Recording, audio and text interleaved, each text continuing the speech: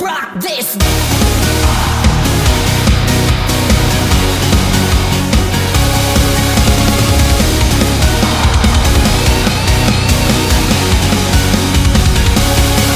Hello and welcome to the first official It Lives It Breathes podcast hosted by yours truly, Malibu Mike. Yeah. And today is the pilot episode, so we're going to see how this goes. Today I have with me my best friend, Kevin Lacerda. Hi!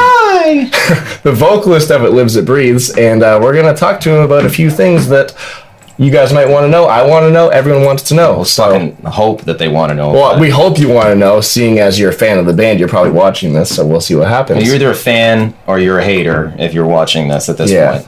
But with that being said, let's get right into it. Essentially, why did you choose to do wrestling theme rather for the Got No Time video? What's the point of that? Well, I mean, if there is a fan that's watching the podcast right now, that there's a good chance they either follow me on Twitter or whatever other social media, Facebook and that bullshit, and they know for fucking sure out of the 5 shares of different pro wrestling, sports, entertainment related shit that's out there every day that I'm a lifelong huge fan. So what you're saying is you like wrestling? I like wrestling. He likes wrestling. He likes wrestling. A lot. He likes wrestling a lot. Wrestling has been like the cornerstone of pretty much every aspect of my character growing up in ways that, I mean, I imagine people wouldn't necessarily pick up on it. So I'm sure that even in some small way that not even I know about it, that's subconscious, I have a mullet in some way related to wrestling. No, that's fine. Yeah. With that being said, too, I've seen you live well over 100 times. And you can definitely see the theatrics not theatrics, but the influences from wrestling anyway. Not so you don't fucking tackle each other on stage, but you can see like the... Well, we do in the video.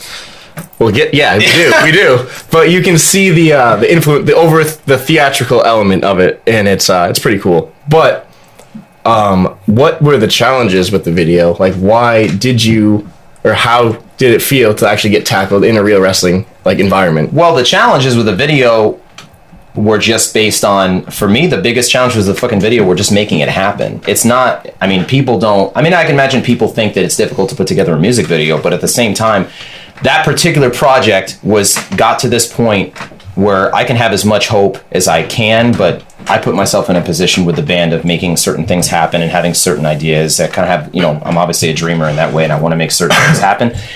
And I had that grand dream for months for the Got No Time music video. This is essentially it's you being a pro wrestler without being a pro wrestler, I feel like. Yeah, well, I mean, a lot of people that don't realize, to segue... Well, first of all, to interrupt you don't understand in the video, you're actually getting fucking thrown around by a pro wrestler. We all were. And the only difference with that video is that me and Jordan, for people that don't know, me and Jordan actually, when we were younger, went to professional wrestling school. I myself, before I ever knew I had any vocal talent or anything like that, went to...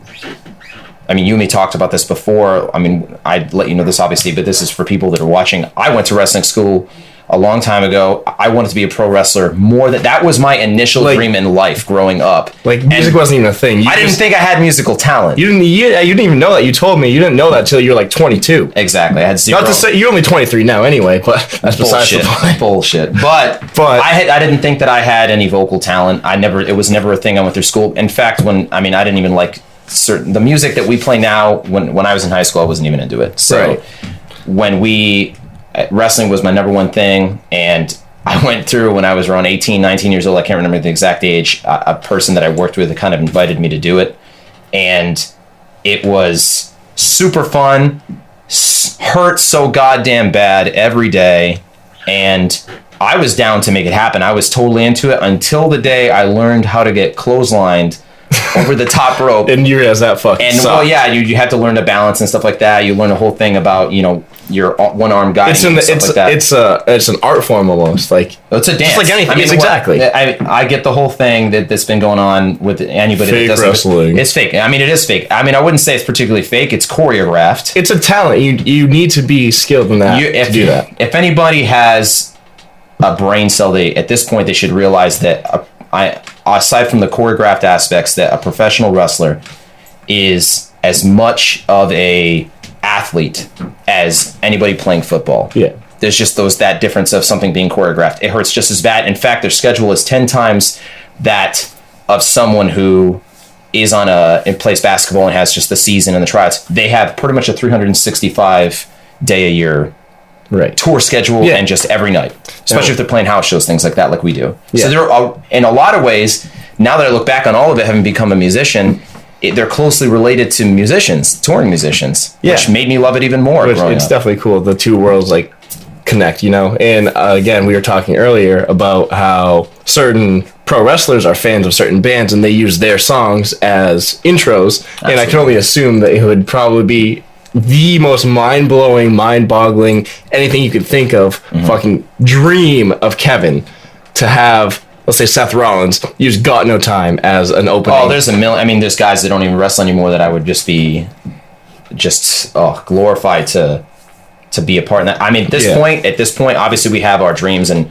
you know, our band is still trying to build a career out of what we're doing. We're still grinding, coming up like that. But I know that for me, my number one dream would be to play WrestleMania and have a theme be, you know, related to a wrestler or something like that, or just overall just play WrestleMania with this band. Right. Play Wrestle to the Ring. So it's safe to say that playing WrestleMania would be your ultimate That's my goal. ultimate. That's your ultimate goal. Everyone in the band obviously has their own ultimate. You have your own ultimate dream. That's my ultimate dream. First time I saw for you personally, not the band. It's you. It's first time WrestleMania 17 when I first saw Triple H get played to the ring by Motorhead as they had written his theme song. I knew right then and there that was my dream. Speaking of Motorhead, we'd like to talk about how the Jack and Coke is now officially a Lemmy. It's called a Lemmy. So if you go to a bar and you order the Lemmy, you're getting a Jack and Coke, which is what not my signature drink, it's Lemmy's signature drink. Cheers to that. And don't think that I'm just cheering with tea. I am drinking tea right now, but it does have honey and essentially right now. Me and Mike being a vocalist, you have to take care of your fucking throat, and that means you can't just straight up get fucking wasted every night. So he's drinking tea with a hint of alcohol. It actually helps. It helps. We've toured and I've come across vocalists like Johnny Craig, our label owner, Franzilla, told me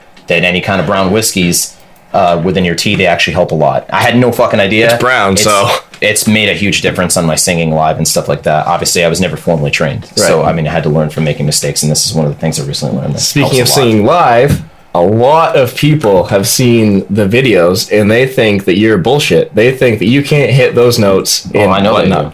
And it's awesome because we actually... I get it. We're still new, so there's not a lot of live video of us out there. That stuff will happen as the band gets bigger. And personally seeing you guys live well over 100 times now. Yeah. It's cool because I know you can hit you actually watch us live? Our merch guy actually watches. There's a lot of things that I do during... We're not going to talk about that right now. We'll save that for a later episode. Anyway. It's a lot of things that I do while you guys You don't want to know. Live. I don't want to get fired right now. Oh, they want to know, but we're not going to tell them. We'll tell you later. So, no, what I was saying is not only do you hit the notes and you hit everything, you have the vocal ability, but the performance, tying the whole wrestling thing in, you have the over-the-top performance. And not just you, too. The whole band has their own shtick and their whole... go-to, like they have special moves, like we call them special moves. At this point we're basically fucking comic book Power Ranger spin-offs. I feel like I've taken the band in the weirdest direction with how we want to visually be perceived by an audience, and I think that it's the absolute edge to what we're going to be able to do. But yeah, I mean, as far as how I perform live, part of me still wishes that I became a professional wrestler, and when I perform live, I'm just imagining that day where I'm playing for a crowd just as big as the WWE crowd. Yeah, but not even talking so much about that. Because apparently Kevin's a wrestling fan. We all know that now. By now... Wait, Kevin's a wrestling fan? If you didn't know Kevin's a wrestling fan, he loves wrestling. He loves WWE. Get off that fucking topic. We've been talking about it for 20 minutes now. I'm so sorry. You knew I was going to run on about it. I know. But with that being said, obviously wrestling has a huge influence on you, but... amongst a million other things. What other bands, like as Jeff was saying, you guys have an immaculate live performance, and if you haven't seen them, go see them live. But what other musical acts and this can be anybody from 1950 to 2016. I was going to say, you say current things. I mean, I don't give a shit about current things, anything. I did an interview, like a Q&A interview the other day, like on an email thing that asked pretty much the same question. Obviously, it's a common question that the band or any band is going to get asked. Who's your influence? But I have essentially that's the thing. I have a million. So like for me, the first thing that comes to mind is Michael Jackson. Exactly. Michael Jackson, Prince, Freddie Mercury, Queen. all comes together through stuff like that. A lot of it isn't necessarily stuff that's out today. But I mean, if I sat down and thought of bands that are out today, bands like Avenged Sevenfold,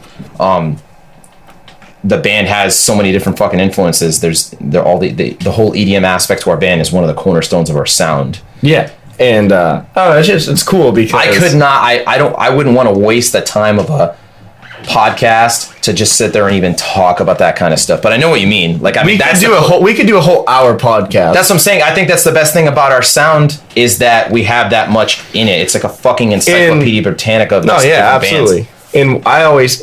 And I've seen every band interview from every fucking band member, and everyone says how they essentially they have their influences and everything, but you take influences from so many different things that it all blends together and works together. Do you know any that I've told you that I feel like I cycle a lot of different things? Yeah, you tell me. Is there any that you're like, oh, you didn't mention the time you told me you loved this? Not really. I mean, we were in that bar the other day, and there's the thing of Freddie Mercury, and you just read the whole. It was like an old newspaper article from 19. Oh yeah, and lost you just read the whole. Yeah, thing. but that's the thing. Like, you wouldn't think that I'd then go look at people like Lemmy from Motorhead, which vocally, I mean, if you look at the two of us, we couldn't be more different. But just then there's things about people like Lemmy that the attitude that is not in anyone that's in music out now. I mean, no, even talking about that, like we did the cover. Jordan did the cover of Ace of Spades. Was it Ace of Spades? Yeah. Yeah, he did Ace of Spades, and we tried recording it, and then we realized like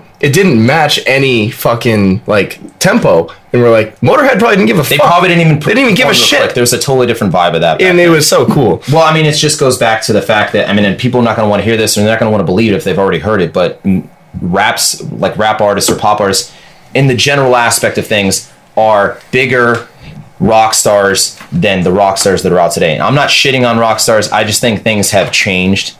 It's become different. Me of all people know There's a greatness to the way things were. There's also a lot of shittiness the way things were that I don't think needs to be back anymore about the way things were, say in the 80s or early 90s, things like that. But there's a greatness that's gone away. I don't know why the fuck it's gone away. I don't know if it has to do with music being free or the way that it's changed in the digital era, but it needs to come back so we don't have to have pop stars holding down that aspect. I mean, I think our band is ideally placed just by our outlandish nature, and just we're unafraid to be that person and take that kind of heat. Yeah, and I say it all the time too. It's like, if you think something's cool, it's cool. Like, don't let other people dictate what you think is cool and how you're gonna act in life.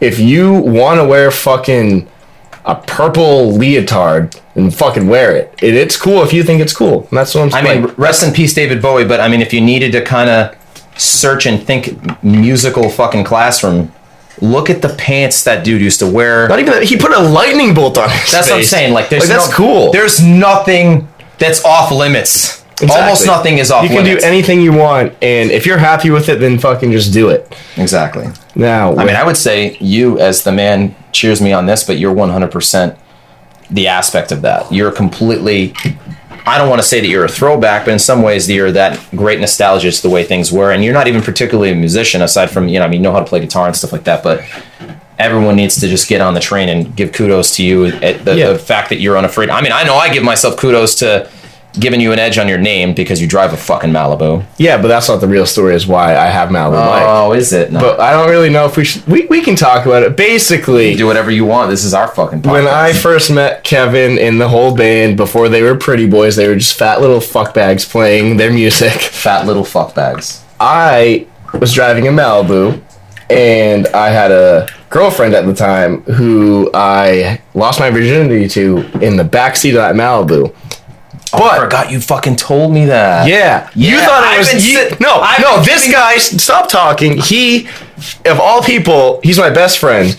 And we don't judge anybody, but he fucking judged me before he was cool. He judged me. He's I'm like... not cool dude, now. No, but he's like, Mike... He went to Anthony, who's my all-time best friend. He's like, is this kid gay, man? Thinking I was gay.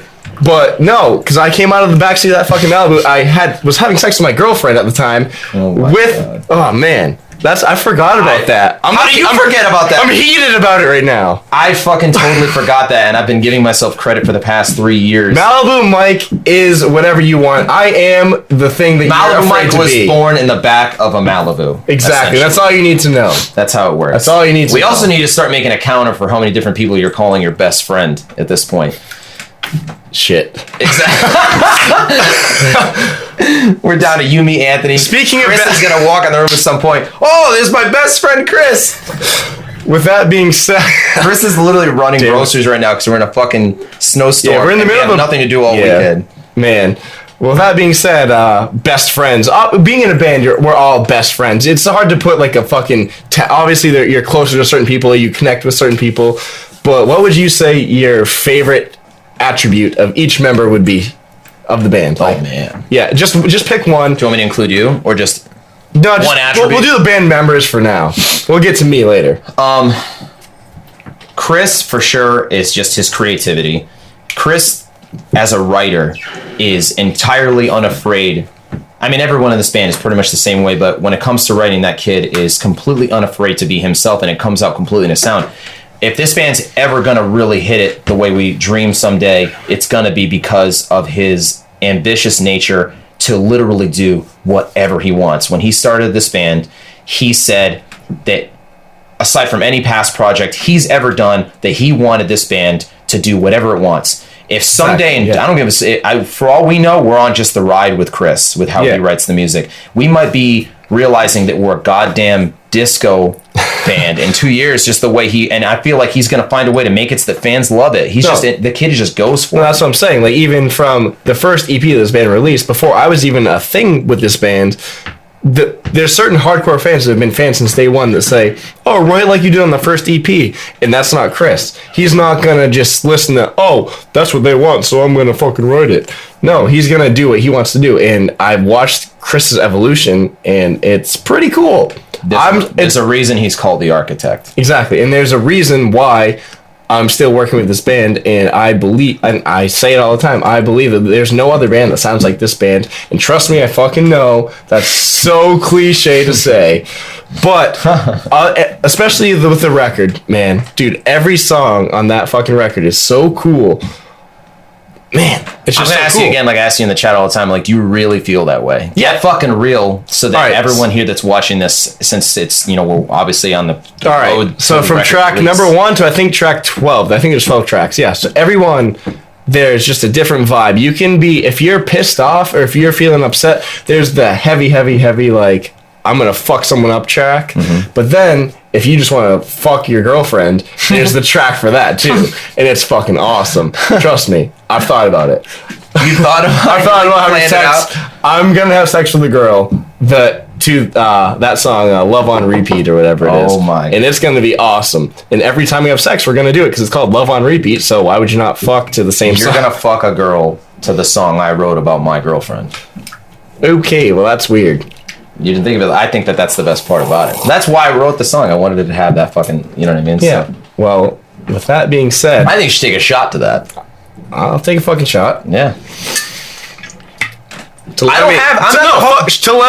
I gotta take a shot with you. You do it quick because I don't have the hosting material within me to. I'm a front man, not a host. Oh my god. Now they can make memes out of our faces. Even though we just got super off track, I asked you what your favorite attribute of each member was. You talked about Chris. I want to hear Jordan and Anthony, and don't fucking make it a whole novel. Don't make it the Bible.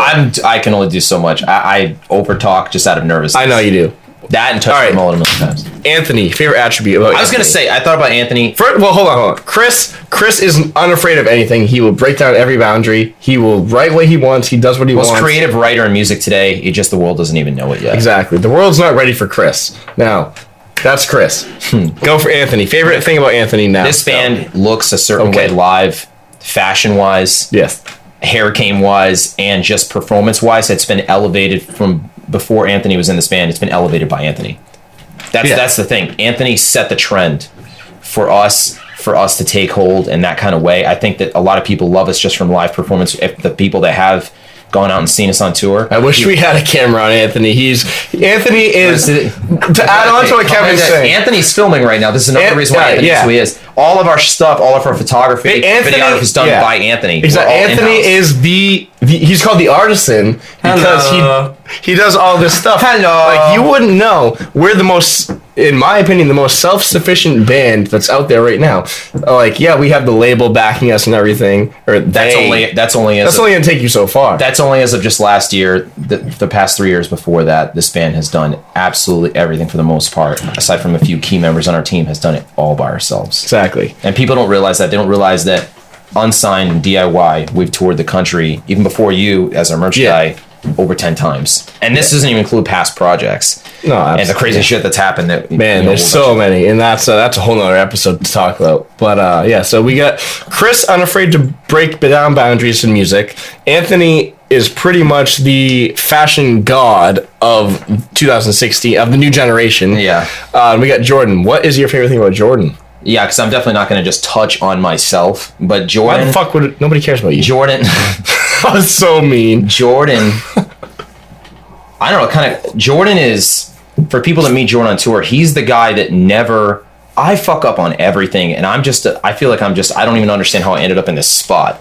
I'm not good at anything. I can carry a tune. I mean, Jordan... You can sing pretty good. ...is like basically a 10-year self-veteran of screaming. He's just... There's...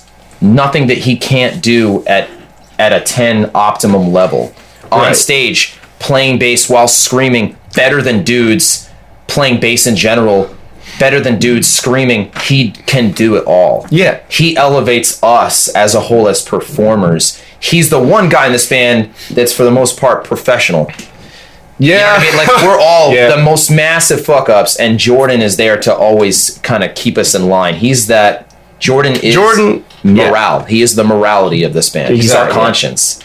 Yeah. So with that being said, so we got Chris being unafraid to break down the musical boundaries. Anthony is the artisan. He's the fashion god. He is the technical guru of the band. And Jordan is the official officer. I don't know what you officer. Jordan's our vanguard. He's the vanguard. Exactly. Yeah. Now, I'm going to go to my notes here. I wrote down on my phone, right here. You wrote talking points. I wrote talking points. What made you want to have me, the Malibu Mike, as a part of the It Lives It Breathes team? Well, just more than a merch guy, or just initially as a merch guy? I want to know why I am here right now talking to you. Why am I Malibu Mike? Very selfishly. First of all, I want to take a moment to look at these pictures of myself, because I'm fucking...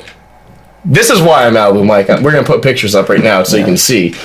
It's going to be fucking awesome. You don't just get to host the official Lives It Breathes podcast overnight. It's like when you're not even in the people think I just sell merchandise, and like obviously that's how I make my money, but that's not all I do. I do a lot more than that. And I assume that Kevin's going to have a great response as to why I am a part of this team right now. Probably not, but I mean, I'm going to try my best. I mean, I just want to hear. I just think very, very. Give me an ego boost now. On the most shallow level, just your look was why. I mean, we just need merch guys aren't things that people normally overthink. I had no idea that if you sell good or not. Yeah. It's not like I saw you doing that for other bands. It was just initially that you had a great look, and I thought that was a great thing to have behind the table selling merch. And it completely ballooned out of control in the best and worst ways. Absolutely. To where it became a thing where we noticed that you had, or for me, I noticed that you had a completely different personality than anyone I'd ever met. And I don't even know if you knew it in yourself at the time, but there was like an it factor in you that I thought that you could become something that transcended the band itself. Wouldn't even necessarily say it became bigger than the band, but just became another dimension of all the things I wanted this band to be in the future. Right. Because I'm always thinking 20 years down the line. And I can just, at first I was just like, oh man, he could just be like a Jeffree Star to the Issues or something like that, where you're always connected to the band that way, like a mascot. And it just keeps growing day by day to where even when we decided to do this, I was like, I would love to have you host just our podcast. I feel like you could just really rock that. I want you to kind of become an entity onto your own. Yeah, well, the way I look at it is you can be a shooting star and like, look at me, I'm the man, and that'll fade away in like a week, because in this digital age, Facebook is, you get 1 million views, but you're forgotten in 2 days. 100%. Or you can be in it for the long haul And that's what I'm in. And I know all of us are part of the whole It Lives, It Breathes team, whether it be the whole Stay Sick recordings, whether it be the band itself, whether it be me, whether it be our management, whether it's our fucking moms. We're all in this together. And it's a long haul, that's for sure. Exactly. And if you put in the work, then it's definitely, the results, they speak for themselves. It's going to be about as long a haul as it's going to be for me to finish this tea now that I realize I put way too much fucking whiskey in this. Well, we're getting drunk tonight, I guess. Yeah, well, we have a drunk Q&A later, but I'm just trying not to get... We have all sorts of different covers and shit to do. We have so much stuff to do, but we also have, essentially, we were just on tour with Social Repose, and now... a lot of bands ask me personally, being the merch guy, that like, how do you survive on tour? Because obviously you can't just get a tour bus. You don't just live the rock star life. Like, it's a grueling fucking dragging path. Like, what are some? You've been on tour. You've been doing music for so long now. You've been on so many tours. What are some crucial tips that you can give to certain people? There's the new upcoming bands that, hey, you're going on tour, you're going to want to know this. Like, what are the things you're going to tell those guys? We're always learning. I learned the whole whiskey thing literally 4 months ago, and I've been singing for years. But as far as just how that would be, if you are a singer, I can only speak on behalf of it as a singer, but you have to try and remain as positive as you can, which I'm the worst person to speak upon because I'm probably the most negative person in the band. I'm the guy with the anger problem and all that shit. But yeah, basically, I mean, if you're, say, a vocalist or something like that, you kind of, the whole diva thing comes from something, and I kind of realized it in myself over time. I realized that I have to get the best sleeping spot because I realized that it's essential to get enough sleep on tour. It really is a critical thing, especially when you're nothing as a band like we are at this point, to essentially be able to sing every night, things like that, like Honey, like Tea. But I mean, as a whole, like, if you're on tour, if you're a band, not talking about yourself more so, but just as in general, like, what are some good tips? Like I know we don't afford a hotel sometimes, so it's like, sometimes, you mean almost like one, we might do. Okay, so maybe once or twice when it's fucking negative 10 degrees, yeah. So like, what are some survival tips? Not for vocalists, but for bands in general. Because I have so many people if you're on tour, don't look at that person as someone that you're necessarily working with. You need to realize that those are your brothers or sisters, because if you're not sticking together through the most fucked up shit that will happen to you on tour, there is no if on that shit. It is an absolute when. The most fucked up shit is going to happen. And if you don't know to stick it out as brothers, like a total family in the van or wherever you're traveling through, you're going to completely fall. And if you think that things are going to happen overnight for your band and you're not prepared to potentially go 10 years in deep with that kind of shit, struggling, then you really don't have what it takes to begin with. There's some of the biggest bands in the world, and some of them I know took 10 to 14 years to break out. Yeah. That's unfathomable to me. Yeah. But it's worth it. That, trust me, it matters to you whether you're worth it. Yeah. I know it's worth it to us, but I mean, that's the best tip I could give to that. You got to think of everything as family. And you have to stick it out for your family to get through anything that's going to happen on the road. Yeah. The small stuff will piece together over time. Learn from your mistakes. Yeah. What I wanted to talk about a lot, because a lot of people have been coming to me specifically about, oh, you guys are signed. What's it like to be signed to Stay Sick? First of all, it's fucking awesome. Because I can say that because I just went on tour with these guys on the Franzilla tour. Franz is the face of the label, by the way. Long story short, he's a great guy and everything, but it's not all that it's meant up. Like, it's not all like glory. Like, you don't just get signed and everything happens overnight. Not at all. Exactly. It essentially, think of it as if everything you did to get signed was bullshit. Just learning and training, and then the road actually just starts when you get signed. That's a whole new road. That's almost where it starts, and it's a humbling thought. With that being said, the whole humbling thing, the record's called Silver Knights. What exactly is Silver Knights? Because you're always saying on Facebook, on Instagram, on Twitter, we are the Silver Knights. Follow the Silver Knights. Silver Knights, Silver Knights. I'm not even... Because to me, I've been playing this game called Infinity Blade. I don't know if you know this. I did that, I did it for a week and then realized I can't do this or I'm going to get lost in this game and the band's you just don't understand. Fall under. Yeah. Man, dude. Anywho. If anyone's thinking Silver Knights and then looking at fucking physical, like King Arthur shit, you don't necessarily understand it. I don't necessarily understand it myself. It's a thing that I'm rolling with. It's a metaphorical aspect. There's a story that we're creating that is not going to be finished by any means on this record. It's going to be a career thing for the band that you will see our story as this band progresses. But I would think of it, I mean, a lot of people talk of the band as almost like it's like we're so theatrical. It's almost like watching a movie when they watch our videos and stuff like that. Think of the members almost like as the cast playing those characters within the videos, within the songs and the story that we're telling. I'm still developing it. There's only so much. The Silver Knights thing, it's part of it's a metaphorical, kind of avatar name to the thing that we're creating over time, the visuals and the lyrical story, the melodies and rhythms that we're putting into the music and things like that. We're creating it as we go along. I feel like that's a shitty answer, but I have trouble identifying it myself. I don't like direct things. I like things indirect. That's the best I can give. I know you want us to just be this. You would love us to just dress on stage like we're fucking Infinity Blade. Dude, if you looked like Infinity Blade character, if we just went on stage with plate mail, it would be. I'd be so happy. It would be cool, but I probably that's my thing. And I couldn't show them all. There'd be no mullet on that. But essentially, with that being said, you've been doing music for so long, and a few people know this, but you started in this band called Ohana, correct? God. And that's like, we're not even going to talk about that. I wish that I made you tell me what you were going to ask me on the first episode, because now I'm like, oh, good God. We're not going to talk about Ohana specifically, but you have been doing music for a long time. Yeah. So, for sure. What if you could go back to your first band, and then from It Lives It Breathes, from Kevin Lacerda from It Lives It Breathes, goes back to high school band, whatever. What would you say to yourself?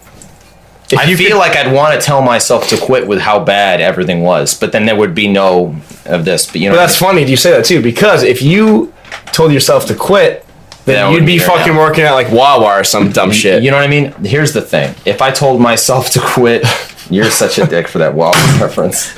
If I told myself to quit, I know that however it would happen, however I'd get depressed for however many weeks, that the person there in that time that I went back to would eventually tell this person to fuck off. Yeah.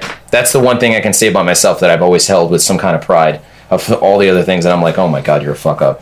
I'd look at that person and know that I will always have it in me to flip off anyone that's ever told me to quit or that something's not going to happen, whether it be my parents, whether it be someone that I worked for, whether it be just a fucking hater online, any of that shit. Just push through the bullshit. I will always push through the bullshit. I expect every one of our fans to push through the shittiness in their life, and I'm not going to embark on something and do the whole, it always gets better, but because that's not a cheesy statement, because it does always get better.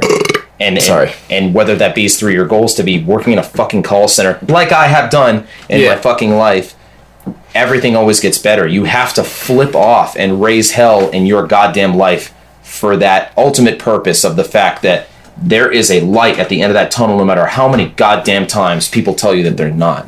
And how many times you and I will feel that there is not a light at the end of that tunnel. But in the end of the day, if you push through all that bullshit, then you know that it's worth it.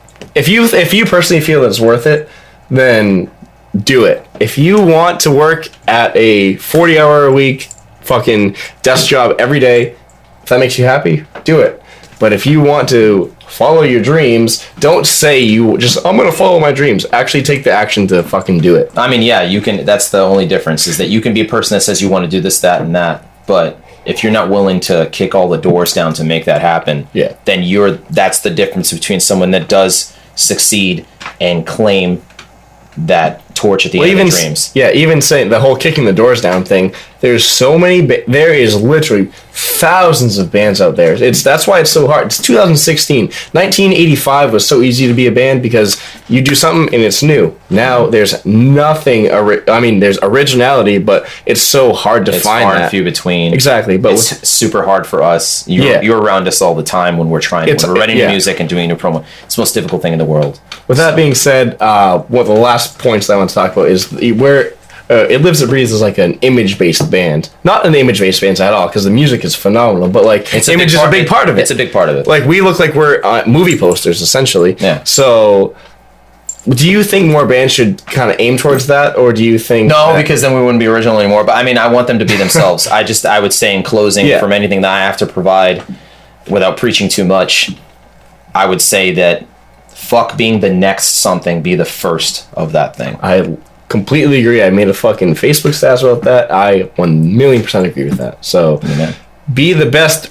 No, yeah, I said it in my fucking Q&A video. I have my own YouTube channel, by the way. Follow me at the Malibu Mike on YouTube.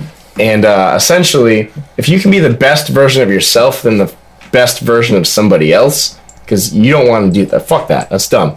Be yourself. And I've learned that through this long, grueling process. But essentially, be you and do what you want to do with your life and make it fucking happen. And I'm going to toast to that. I have like nothing left. I don't know what you have left, but that I still have a little bit left. I would say in closing that it's been a pleasure, brother. I can't wait to do this again because this is going to be our thing. This is going to be our thing. We are the podcast kings. The podcast kings, the future podcasting. And remember that. With that being said, this is the official Lives and Breathes podcast hosted by yours truly, Malibu Mike. Please go and pre-order. Go do it. Lives and Breathes. Our record, Silver Nights. Please. Silver Nights. Help us realize our dreams and pre-order new Silver Nights. Pre-order that record. You won't be disappointed. I guarantee it.